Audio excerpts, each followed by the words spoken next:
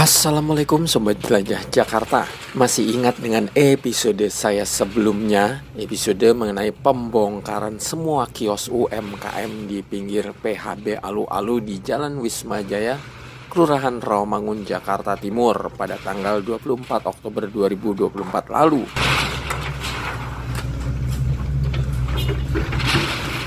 Saat saya menjelajahi pinggir PHB Alu-Alu lagi pada tanggal 8 November 2024, kondisinya seperti ini Sobat Jelajah Jakarta. Pinggir kiri dan kanan PHB Alu-Alu nampak bersih. Kita bisa memandang dengan luas. Warga bisa melihat secara jelas Jalan Persahabatan Utara, Kelurahan Pisangan Barat dari Jalan Wisma Jaya, Kelurahan Rawamangun.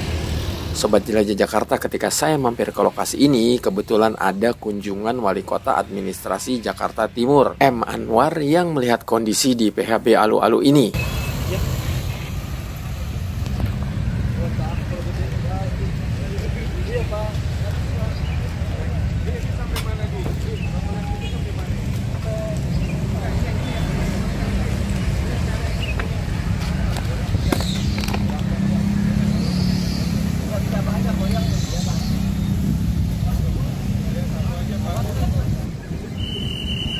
Dari info yang saya dapatkan, UMKM yang dibongkar ini masih dalam pembicaraan tingkat tinggi. Apakah kios-kios UMKM yang dibongkar di pinggir kanan maupun kiri PHB Alu-Alu akan dibangun lagi atau dikembalikan fungsinya seperti semula, yakni sebagai jalur hijau? Menurut Anda gimana?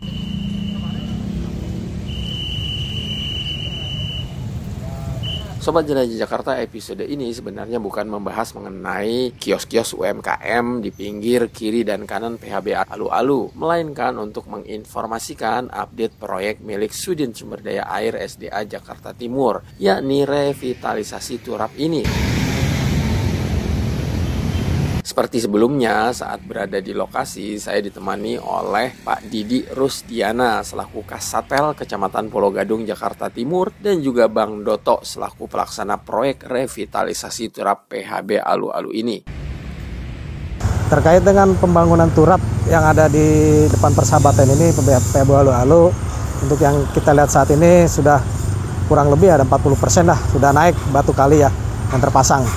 Bang Doto menambahkan bahwa pekerjaan melakukan pengecoran di trap pertama sudah kelar. Saat ini pekerjaan yang dilakukan adalah melakukan pembangunan trap kedua. Kita udah mengerjain dari bawah sesuai dengan ukuran, sesuai dengan gambar 296 meter. Jadi sekarang pemasangan udah naik ke trap kedua, dan sebagian juga pemasangan batu dari trap kedua itu udah naik ke top atas.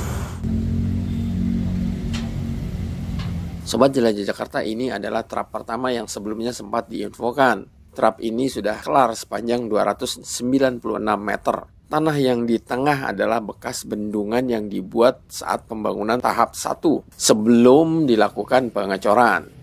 Tanah di tengah ini tentu saja nantinya akan digali tanahnya agar arus air di PHB Alu-Alu ini menjadi lancar. Tapi setelah semua pekerjaan revitalisasi turap ini kelar, Sobat Jelajah Jakarta, saat ini aktivitas yang dilakukan oleh para pekerja adalah membangun trap kedua, yakni dengan pemasangan batu kali di atas cor-coran. Ini yang lagi dikerjain itu di sana itu lagi ngerjain trap kedua, pemasangan batu di atas coran trap kedua, naik ke top atas. Yang sudah dikerjakan saat ini, yang kita lihat saat ini untuk pasangan batu ya, terus berlanjut untuk terakhirnya nanti sampai tanggal kurang lebih sampai awal Desember harus sudah selesai gitu Pak. Nah, untuk saat ini masih ya, kondisi masih berantakan dan perlu nanti dirapihkan kembali Pak. Sobat Jelajah Jakarta, saat musim penghujan seperti ini, seperti sekarang ini, tentu saja pekerjaan di lokasi yang dilewati air seperti di PHB Alu-Alu ini mendapat tantangan. Menurut Bang Doto, jika debit air naik, maka hal yang dilakukan adalah melakukan dewatering atau memompa air agar air bisa keluar dari bendungan. Nah, itu kalau pada saat hujan kita nggak bisa kerja Pak, jadi kondisi airnya itu naik. Terus kalau kemarin-kemarin pas kita masih pekerjaan dari bawah, dari pondasi, Kalau sore-sore itu mulai jam 5-an lah, itu air itu udah naik. Jadi kita fokus untuk pompa air biar bisa kita kerja untuk lembur. Sobat Jelajah Jakarta, hujan memang tidak bisa dihindari. Namun semua pekerjaan di proyek ini masih bisa diatasi dengan baik. Hal ini disampaikan oleh Pak Didi. Kondisi saat ini alhamdulillah hujan ya memang walaupun cukup deras tapi bisa teratasi lah ya. Jadi kita juga koordinasi dengan mandor pelaksana di lapangan untuk seperti galian ini untuk dipinggirkan dulu tanah-tanahnya gitu. Ini kita sama-sama jalan Pak untuk pengerjaan pemasangan batunya dari terap kedua ke top atas. Jadi biar seimbang. Jadi biar sama-sama sejalan. Kalau ini kira-kira udah maju kira berapa meter, kita balik lagi ke sebelah. Jadi gitu. Jadi selang-seling.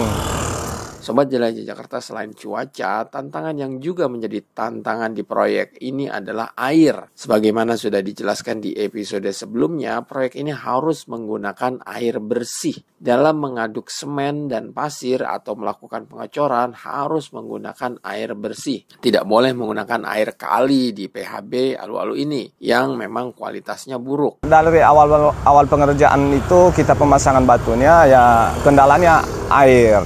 Tapi kita bisa mencegah airnya itu dengan kita pakai pompa.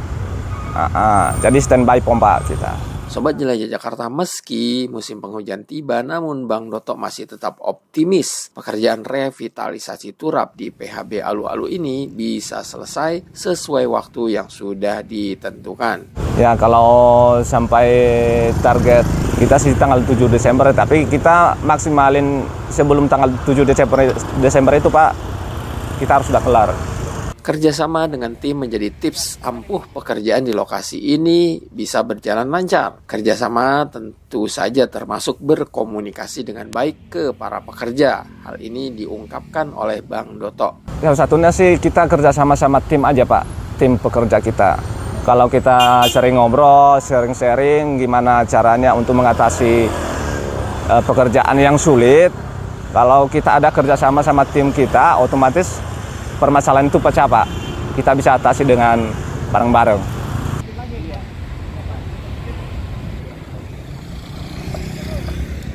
Ya paling agak sedikit terganggu ya masyarakat dengan adanya pembangunan saluran ini. Seperti lalu lintas ada sedikit kemacetan, tapi ya mudah-mudahan kedepannya lebih bagus lah, lancar gitu aja Pak. Sobat Jelajah Jakarta, demikian episode hari ini melihat dari dekat update proyek revitalisasi tanggul di PHB Alu-Alu ini. Mari kita doakan agar proyek milik Sudin SDA Jakarta Timur ini bisa berjalan lancar, sehingga tanggul PHB Alu-Alu ini bisa lancar dilewati oleh air dari hulu menuju ke hilir. Tanggul kuat bertahan hingga bertahun-tahun. Demikian Sobat Jelajah Jakarta, sampai jumpa di episode Jelajah Jakarta selanjutnya. Salam persatuan, wassalamualaikum warahmatullahi wabarakatuh.